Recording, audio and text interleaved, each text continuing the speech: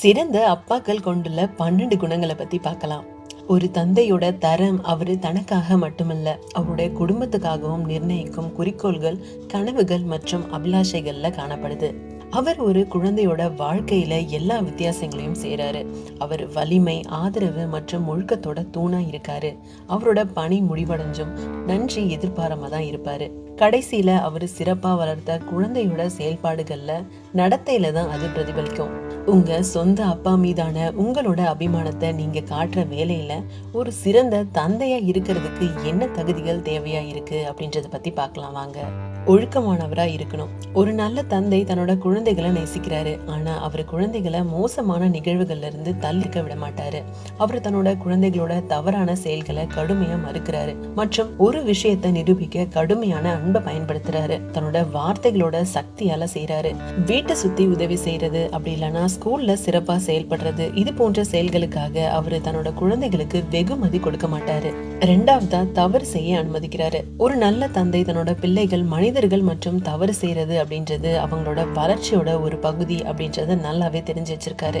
பொறுப்பற்ற முறையில பணத்தை செலவிடுறது, சின்ன கார் ஆக்சிடென்ட்ல சிக்கிறது, முதல் முறையா குடிக்கிறது மற்றும் அதுல நோய்வாய்ப்படுறது, கேள்விக்குரிய ஃப்ரெண்ட்ஸோட டேட்டிங் போறது, இதெல்லாம் ஒரு தந்தை அங்கீகரிக்கிறாரு. இருந்தாலும் மறுபடியும் பொறுப்பற்ற தன்மையா செயல்படுறத பொறுத்து கொள்ளப்படாது அப்படின்றத அவரு தெளிவா சொல்லிடுறாரு.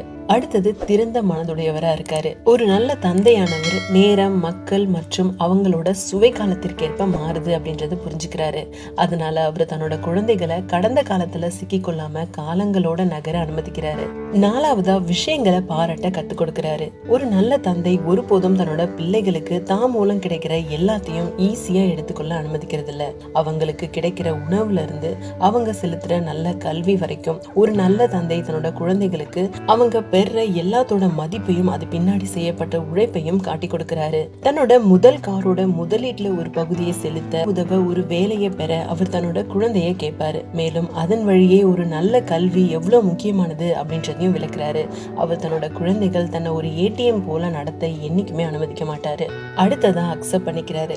எல்லாரும் வித்தியாசமா இருக்காங்க. ஒரு தந்தை இதை நல்லா தெரிஞ்சவர் தான். அவரு செய்யற அதே மாதிரியான வாழ்க்கையை தன்னோட குழந்தைகள் வாழ்வாங்க அப்படின்னும், அதே மாதிரியான வேலைகளை செய்வாங்க அப்படின்னும் அவர் எதிர்பார்க்க மாட்டாரு. அவங்க குடும்பத்தினருக்கோ இல்ல வேற யாருக்கோ தன்னோட குழந்தை தீங்கு செய்யாத மாதிரி அவங்களோட மதிப்புகள் மற்றும் கருத்துக்களை அவர் மதிக்கிறாரு. அடுத்ததா அவரு தன்னோட குழந்தைகளோட தரமான நேரத்தை செலவிடுறாரு. விளையாட்டு, தியேட்டர்ஸ்க்கு போறது, முக்கியமான நிகழ்ச்சிகள் மற்றும் விளையாட்டுல கலந்துகிட்டு தன்னோட குழந்தைகளோட எப்படி வேடிக்கையா இருக்கிறது அப்படின்றது ஒரு சிறந்த தந்தைக்கு நல்லாவே தெரியும். அவர் தன்னோட குழந்தைகள் பேசுறதை கேட்கறதுக்கும் அவங்களோட நல்லா ஈஸியா அரட்டை அடிக்கவும் நேரம் எடுத்துக்குவாரு. தேவைப்பட்டா ஒவ்வொரு நைட்டும் அவங்களோட வீட்டு பாடங்களுக்கு எழுதவும் அவர் நேரம் ஒதுக்குறாரு. அடுத்ததா நல்ல வழி நடத்துறாரு. ஒரு நல்ல தந்தை நான் சொல்றது போல செய்யுங்க, நான் செய்யறது போல இல்ல அப்படின்னு சொல்றவங்களோட குழுவுல சேரதில்ல. தன்னோட குழந்தைகள் செய்யக்கூடாது அப்படின்னு அவர் விரும்பினா புகைப்பிடிக்க மாட்டாரு. நிச்சயமா அதிகமா குடிக்க மாட்டாரு. ஒரே நேரத்துல உறுதியான ஆனா நியாயமானவரா இருக்கிறது மூலமா ஒரு குடும்ப உறுப்பினரோட மத்தவங்களோட மோதலை சமாளிக்க அவரு கத்துக் கொடுக்கிறாரு. ஒரு நல்ல தந்தை பாசத்தினோட முக்கியத்துவத்தையும் தங்களோட தாயின் மீது இருக்க அன்பை அவங்களுக்கு முன்னால நிரூபிக்கிறதன் மூலமா விளக்குறாரு. அவர் அவங்களோட முன்னிலையில அவங்களோட சண்டை போட மாட்டாரு. மொத்தத்துல அவரு தன்னோட பிள்ளைகள் பின்பற்ற விரும்புற மதிப்புகளின்படி வாழறாரு. மேலும் அவரு ஆதரவானவர் மற்றும் விசுவாசமானவர். அவர் ஒரு கால்பந்து வெறியரா இருக்கலாம் அப்படின்னாலும் அவரோட மகன் அந்த விளையாட்டின் மேல அத்தனை அன்பை பகிர்ந்துக்கலனா அவர் அதை ஏத்துக்கொள்றாரு. மேலும் தன்னோட குழந்தை தன்னோட பாரம்பரியத்தை பின்பற்றணும் அப்படின்லாம் கனவும் இருக்கும். இருந்தாலும் அவரோட மகள் வெளிநாட்டுல படிக்க விரும்பினா அவர் அவளோட முடிவை ஆதரிக்கிறாரு. விஷயங்கள் தவறா நடக்கும் போது எப்பொழுதுமே தன்னோட குழந்தைகளை காத்திடும் அவரு ஒரு பாதுகாப்பு வலையா இருக்காரு. மேலும் சவால் விடுறாரு. ஒரு தந்தை தன்னோட பிள்ளைகள் சிறந்தவங்களா இருக்கணும் அப்படின்றத விரும்புறாரு. மேலும் அவங்களுக்கு வளர உதவும் சவால்களை அவங்களுக்கு அளிக்கிறாரு.